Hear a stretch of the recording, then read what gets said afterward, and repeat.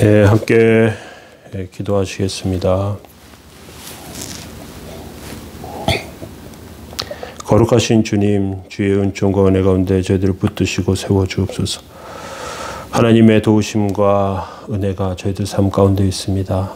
주님, 그 하나님의 은혜를 통하여 영광과 역사가 가득한 능력 있는 삶이 되게 하여 주시고, 복의 통로가 되는 복되고 귀한 삶 다 되게 하여 주옵소서. 오늘도 말씀 가운데 함께 계시기 원합니다. 예수님의 이름으로 기도합니다. 아멘. 네, 찬송가 390장 3절 찬송 드리겠습니다.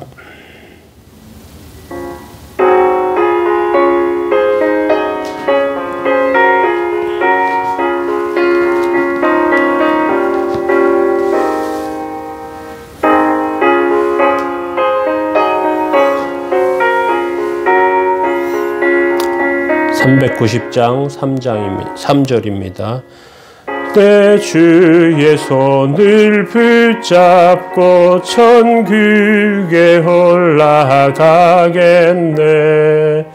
괴로우나 즐거우나 예수가 거느리시네. 주 날 항상 돌보시고 날 친히 거느리시네. 주 날 항상 돌보시고 날 친히 거느리시네. 아멘. 시편 13편 1절에서 6절입니다. 여호와여, 어느 때까지니까 나를 영원히 잊으시나이까? 주의 얼굴을 나에게서 어느 때까지 숨기시겠나이까? 나의 영혼이 번민하고 종일토록 마음에 근심하기를 어느 때까지 하오며 내 원수가 나를 치며 자랑하기를 어느 때까지 하리이까? 여호와 내 하나님이여, 나를 생각하사 응답하시고 나의 눈을 밝히소서. 두렵건대 내가 사망의 잠을 잘까 하오며 두렵건대 나의 원수가 이르기를 내가 그를 이겼다 할까 하오며 내가 흔들릴 때 나의 대적들이 기뻐할까 하나이다. 나는 오직 주의 사랑을 의지하여 싸우니 나의 마음은 주의 구원을 기뻐하리이다. 내가 여호와를 찬송하리니 이는 주께서 내게 은덕을 베푸심이로다. 아멘. 네, 오늘은 시편 13편 인내의 한계 상황에서 우리가 맞닥뜨리는 여러 상황, 고난의 끝에 대해서 지난 말씀에서 나눴고, 오늘은 사람들의 조롱, 원수의 조롱입니다. 한국 사람들이 굉장히 세계 여러 나라에 비해서 부유한 사람들입니다. 그런데 굉장히 불행한 삶을 사는 이유 중에 하나는 무엇이냐면 다른 사람의 시선에 굉장히 신경을 많이 쓴다는 것입니다. 체면과 자존심, 그것이 한국 사람들을 움직이는 중요한 요소 중에 하나입니다. 체면을 중시하는 것만 버려도 굉장히 행복해질 수 있습니다. 사실 믿는 사람들이 고난을 당하는 것보다 더 힘든 것은 나를 비웃고 불쌍하게 보는 것 같다는 생각입니다. 자격지심에 빠져 괴로워하는 것이죠. 실제로 나를 찾아와서 말과 행동으로 비웃고 조롱하는 사람들을 만나기도 합니다. 당신이 이렇게 힘든 삶을 살고 있는 이유는 믿음이 없어서 이런 일을 당하는 것이다. 큰 공격이 됩니다. 다윗도 그런 비웃음과 조롱을 굉장히 많이 당했습니다. 특별히 압살롬의 반역으로 쫓겨나 예루살렘을 떠나게 되었을 때 시므이라고 하는 사람은 다윗에게 흙과 돌을 던지면서 저주했습니다. 비난의 말을 쏟아 부었어요. 2절에 이렇게 되어 있어요. 나의 영혼이 번민하고 종일토록 마음에 근심하기를 어느 때까지 하오며 내 원수가 나를 치며 자랑하기를 어느 때까지 하리이까. 번민하고, 나의 영혼이 번민하고, 개역성경에서는 내가 나의 영혼에 경영하고 라고 되어 있습니다. 세상 사람들은 자기 나름대로 계획이 있어서 미래를 대처해 나갑니다. 그런데 성도들은 하나님을 믿는 가운데 미래에 대한 계획이 물론 있죠. 그런데 내 마음과 내 뜻대로 다 되지 않는 것, 그래서 하나님께 그것들을 맡기면서 살아가요. 하나님을 의지하는 것, 기도하는 것밖에 할 수 없어요. 실제로. 대책 없이 시간이 허비됩니다. 그런데 호랑이 등에 탄 것 같은 조급함이 생겨요. 지금 어떻게 되고 있는지, 어디로 가고 있는지, 언제 내려야 될지, 나를 시기하는 사람들은 많은 것 같고 나는 지금 위기 상황 가운데 처해 있는 것 같고 어떻게 해야 할지요. 이게 우리 마음 가운데 공격되는 그 공격입니다. 바닥까지 낮추시는 것 같아요. 그런데 하나님께서 이렇게 우리의 콧대를 꺾으시고 자랑과 잘난 척 일체 못하게 하시기 위해서 우리를 낮추세요. 그러면 낮아지면 됩니다. 그리고 하나님의 뜻대로 살아가는 법을 배우면 돼요. 아, 내가 하나님 뜻대로 살아가야 하는구나. 나에게 찾아온 이 어려움을 그런 방향으로 우리는 돌이켜 생각해 보아야 합니다. 이스라엘 백성들이 애굽에 나왔을 때 얼마나 자아가 강한지 모세가 이끄는 것이 마음에 들지 않으면 원망하고 불평하고 모세에게 돌 던지려 합니다.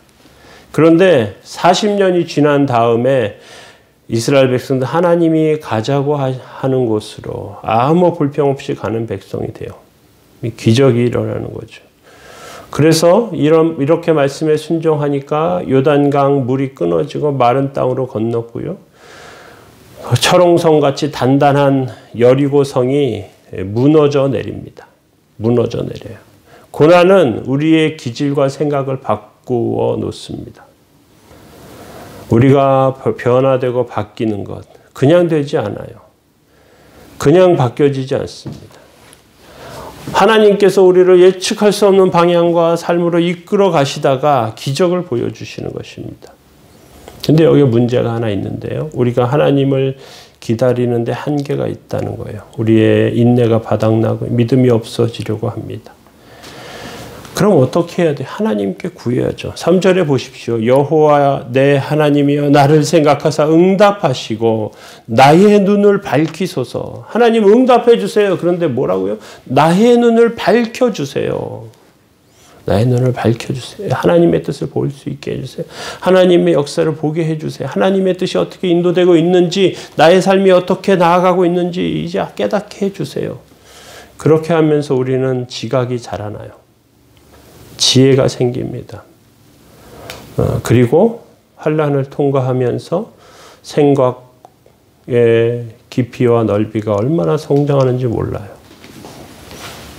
나의 눈을 밝히소서. 나의 눈을 밝히소서. 내가 사망의 잠을 잘까 두렵습니다.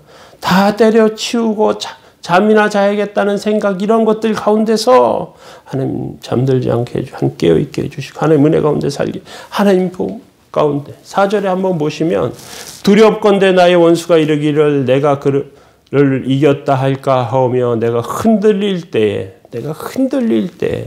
나의 대적들이 기뻐할까 하나이다.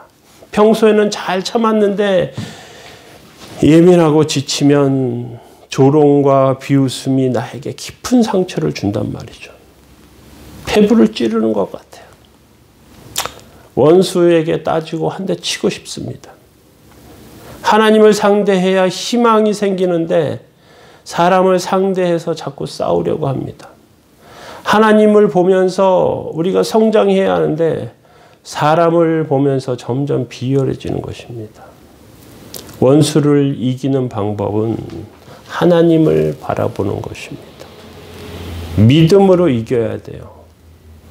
우리가 한없이 작은 자로 계속 있으면 생각과 마음의 넓이가 한없이 종지 그릇 마냥 작은 사람으로 계속 있으면 성장하지 못하면 그러면 원수를 이기지 못합니다.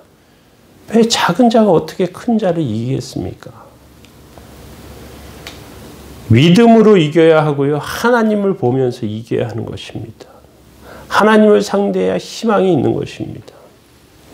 우리는 혈기로 이기는 것이 아니고 하나님의 은혜로 이기는 줄 기억하시기 바랍니다. 우리 주변에 우리를 힘들게 하는 말들이나 시선이나 이런 것들이 있으면 하나님 안에 성장함으로 이기시는 저와 여러분들 됐으면 좋겠습니다. 우리 함께 기도하겠습니다. 두렵건대 나의 원수가 이르기를 내가 그를 이겼다 할까 하오며 내가 흔들릴 때 나의 대적들이 기뻐할까 하나이다.